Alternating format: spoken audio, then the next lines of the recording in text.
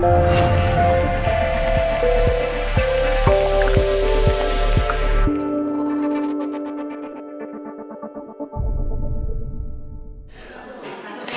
has been something I've been interested in probably since I was about 19. I think at university, my degree work was very focused around sustainability, and partly I think it came from I went travelling around the world as you sort of do, sort of 18, and I saw other ways of living. I think, and I think I just saw some destruction of rainforests and saw those kind of issues. So my sort of sustainability, I think, came more from not so much climate change, but it was more around the destruction and erosion of the natural world. The idea that architecture has such a huge impact on the planet. Like, so what we as designers and architects and specifiers do, the decisions we make, has a big effect on the world. So we have to take that role very seriously. And I realise that working in this industry, I need to take it seriously. We all need to take it seriously. I mean, it started as a counterculture because it was not in line with what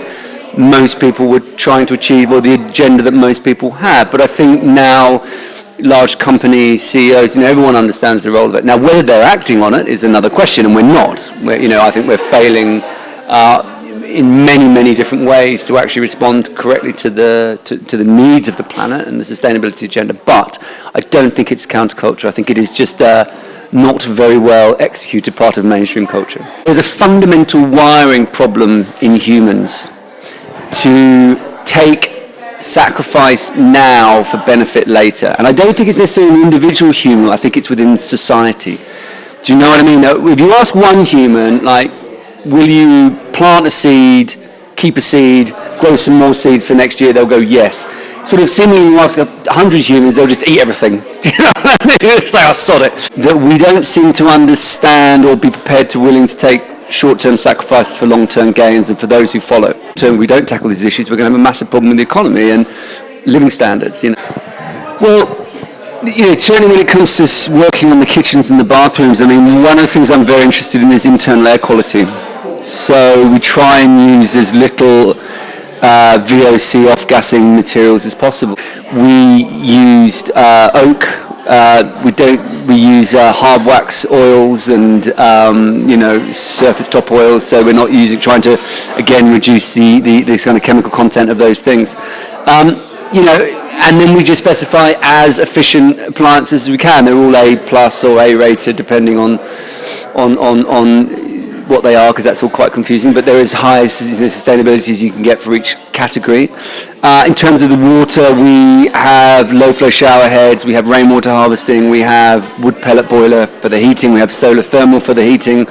So, on one level with those issues, when you look at the embodied energy or the energy it takes to make these things, actually it's about the running costs. The hot water that you put through a shower uses far more energy in its life cycle than making the shower.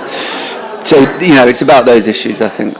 Within the building industry, within the building control documents, I think there is a staggering lack of ambition.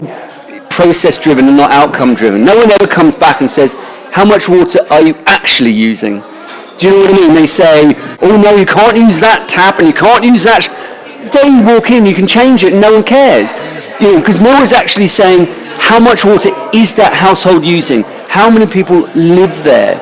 We need to create incentives within the system to make it more sustainable. That you can have a certain amount of electricity or water at a certain price. If it goes over that, then it costs more, and there's a tax on that, and it's an escalating thing. So if you're just using loads of water, you're paying. I suspect there is an education issue around designers and architects, no question, undoubtedly. There is also a lack of ambition and guidance from government. I think there's a lack of understanding, and there's a lack of incentivization and cost structure. Do you know what I mean? If the government was more clever with the way they did taxation, it would make people find out and do the right thing. We need to nudge far more towards sustainability.